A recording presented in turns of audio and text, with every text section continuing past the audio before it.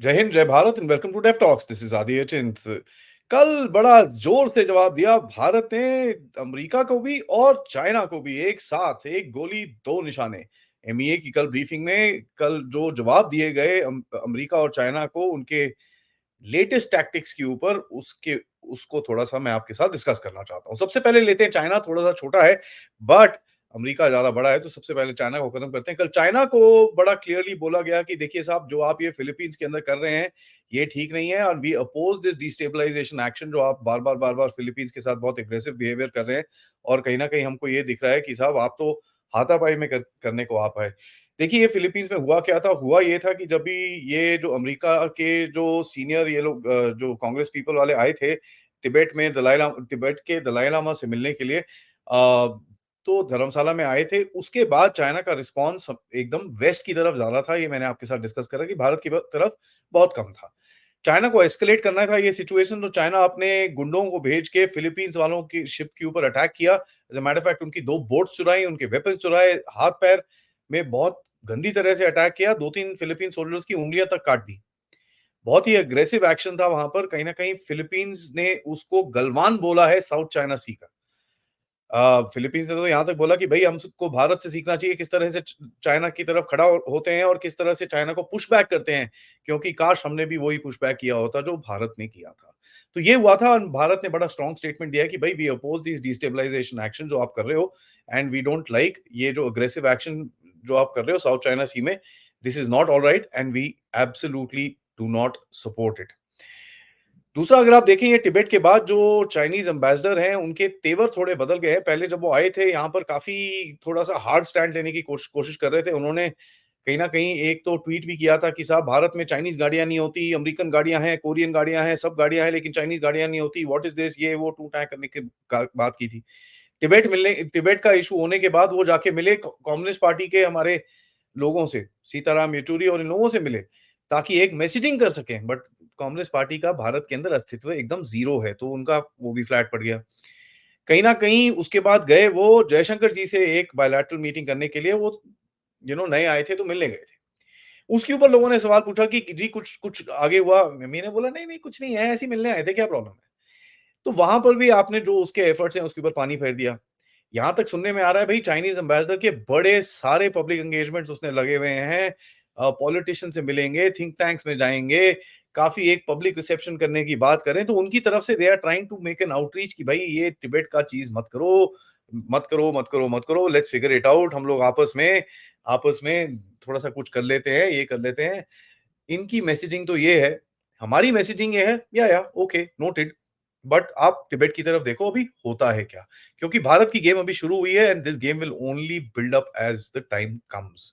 तिब्बत का मैप मेरा रेडी हो रहा है guys, in the next couple of days I will release this map. आएगा बहुत मज़ा जब चाइना के कहाँ पर आग लगेगी और वहाँ से फड़फड़ाएँ उठेंगी। देखिए साहब, ऐसा है, जब मैं आपको बताऊँ बहुत रोया था ये चाइनीज़ एम्बेसडर, तो आज उसको अपनी जगह दिखा दी गई है। अब आते हैं अमेरिका पे। अमेरिका ने, आपको सबको पता है, यूएससीआईआरएफ की रिपोर्ट निकाली। कल हमने मोनिका वर्मा जी से भी बात करी थी, डॉक्टर मोनिका वर्मा जी से भी बात करी थी। मैंने भी सेपरेटली कवर किया था।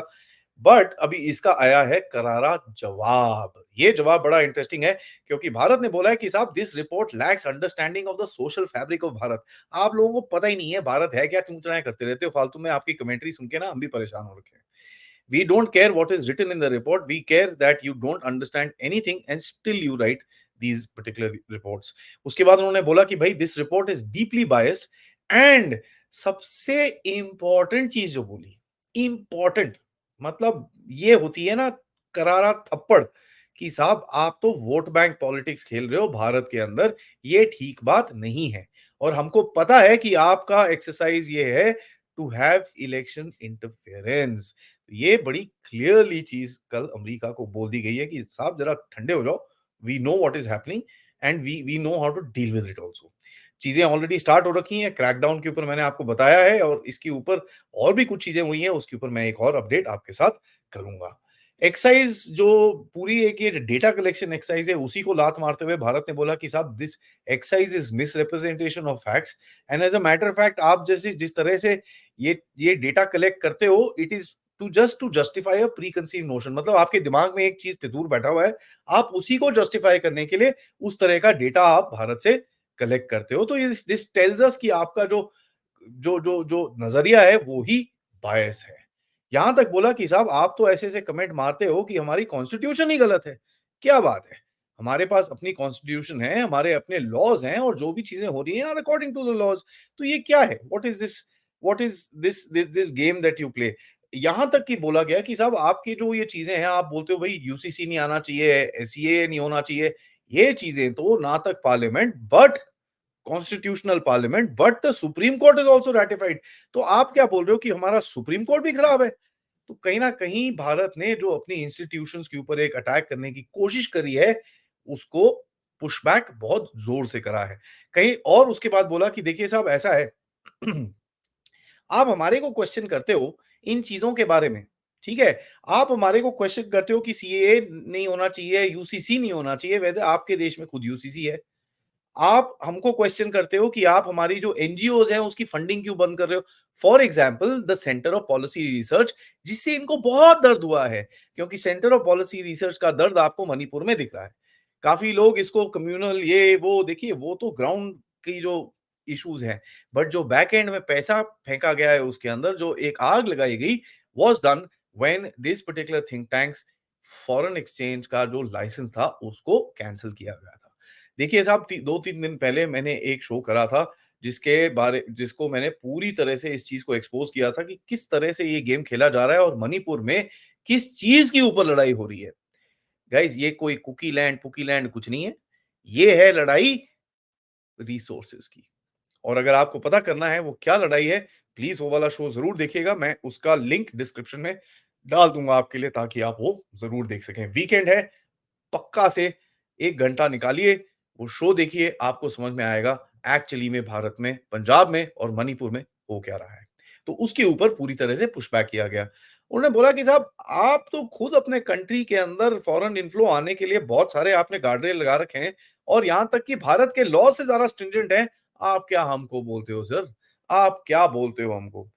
उसके बाद जो एक करारा जवाब एक और गया ह्यूमन राइट्स पे, जो ये जो रिजीम चेंज गैंग है, इनका सबसे बड़ा लेफ्टीज़ हैं, जो इनका सबसे बड़ा हथियार होता है, वो क्या होता है?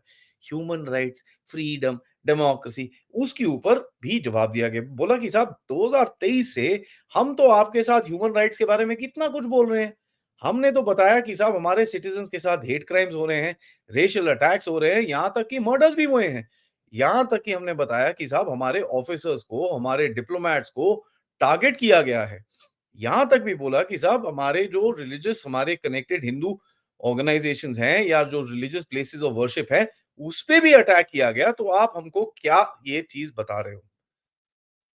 ये कम नहीं था।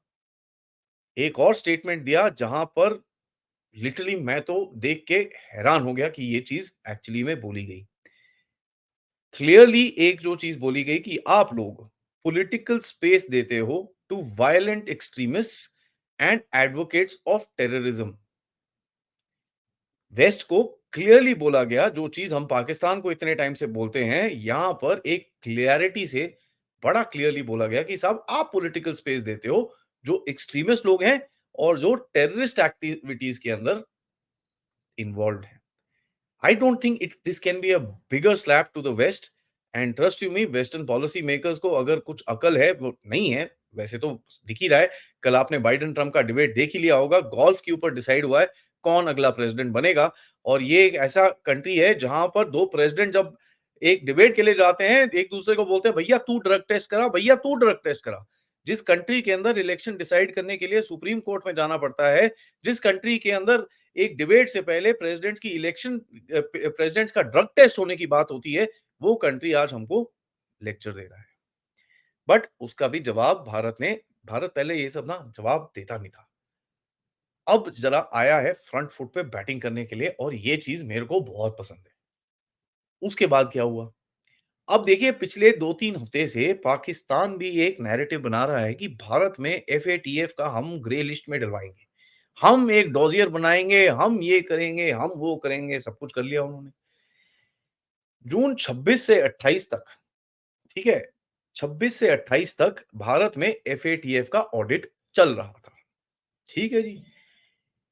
भारत में जो एफएटीएफ का ऑडिट चल रहा था, उसका जो रिजल्ट आया है is called outstanding outcome for the year 2023-2024। यहां तक की बोलूं कि एक जो कैटेगरी है एफएटीएफ में, उस कैटेगरी में which is one of the highest category, उसमें आपको डाला गया है जहां पर ओनली 4 और G20 कंट्रीज हैं। This category is known as the countries of regular follow up. उन्होंने कुछ फीडबैक ज़रूर दिए हैं, जिसके अंदर उन्होंने बोला कि साहब आपके जो केसेस चलते हैं, बहुत लेट चल रहे हैं, वो फीडबैक गवर्नमेंट का थोड़ी है, वो फीडबैक तो जुडिशरी का है। तो जुडिशरी को अपने पेचकस थोड़े टाइट करने पड़ेंगे, नहीं तो अगली बारी इस टेढ़ी सी जुडिशरी की वजह से हम लोग एफएटीएफ में गड़बड़ में आ सकते हैं। गवर्नमेंट ने बड़ा क्लियरली बोला कि देखिए हमारी एजेंसीज ने, गवर्नमेंट रन एजेंसीज ने ये इन्वेस्टिगेशंस करी हैं, ये चीजें करी हैं, ये सब कुछ करा है, ये बंदे जेल में हैं, इतना पैसा हमने रिकवर करा है, ये टेरर फंडिंग है, ये पीएमएलएन है, ये है, ये है, पूरा डेटा सामने रखा है। लेकिन बोला है कि साहब we don't interfere with the judiciary, अब जुडिशरी के पास है, वो टाइम लगा रहे हैं, हम क्या कर सकते हैं? That is also making a case for the kick which is called the judicial reforms, जो थोड़े टाइम में आएंगे। जब वो आएंगे तो आप ये चीज बोल सकते हो, देखो साहब आप ही खुद, आपके बंदे आके खुद बोलते हैं कि आपकी जुडिशरी स्लो है, अब हम उसको तेज करने की बात कर रहे हैं तो आप रो रहे हो। ये बड़ी इंटरेस्टिंग सी गेम भारत खेल रहा है which is called an investment into an account for future use. देखिए आप जरा सेविंग शेविंग करते हैं ना, थोड़ा साइड में रख लेते हैं, कभी दोबारा फर्क जरूरत पड़े तो आप उसको यूज कर सकते हैं। ये उसी तरह का काम है। This is called front foot diplomacy. Congratulations, Mr. Jaishankar, and of course, Modi ji, आपने ये एक एक्सपेक्टेशन जो मेरी थी कि साहब इन चीजों को ना तक कि एक नेगेट किया जाए, यहां तक कि उनके ऊपर भी उंगली उठा के उनको भी जरा डबाडब किया जाए। ठीक है? और देखिए ये पहला स्टेटमेंट नहीं है जब भारत ने यूएस के इंटरनल अफेयर्स पे कमेंट किया है। थोड़े टाइम पहले हमने ट्रंप के ऊपर भी बोला था कि साहब वी होप दैट आपको जो जो भी वहां पर जुडिशियल प्रोसेस है वो फ्री एंड फेयर और सबको ही साथ-साथ एक रख के और सबका कंसेंसस लेके और पूरा प्रोसेस को फॉलो किया जाएगा। सो देखिए ऐसा है, अगर आप हमारे ऊपर कमेंट कर सकते हैं तो भारत अभी चुप रहने वाला नहीं है। सबसे बड़ा जवाब अमेरिका को मिला, जिसमें वहाँ पर काफ़ी आग लगी हुई है। आप देख सकते हैं उनके प्रेस के चक्कर में मोदी साहब विज़िट टू रशिया। ये होगा सबसे मोटा जवाब, सबसे मोटा थप्पड़। तब आएँगे ये लोग लाइन पे। अब क्या लाइन पे आएँगे, कितने लाइन पे आएँगे, क्योंकि ये खुद जा रहे हैं एक एक कचरे की तरफ which is called the American elections, and आपने देख ही लिया है, क्या वहाँ पर इलेक्शन किस हालत में होने वाले हैं। सो ये जो लेफ्टीज़ है, इनकी पकड़ थोड़ी-थोड़ी ढीली हो रही है। ये they getting more and more desperate. जैसे ही भारत का रशिया का विजिट आया, उसके अगले दिन पे आपने ये रिपोर्ट निकाली, एंटनी ब्लिंकन ने खड़े होकर प्रेस कॉन्फ्रेंस करी। अभी टोनी ब्लिंकन को अपना गिटार बजाने के लिए अपना टाइम ढूँढना ज़्यादा पड़ेगा, क्योंकि उसकी नौकरी बहुत जल्दी जाने वाली है।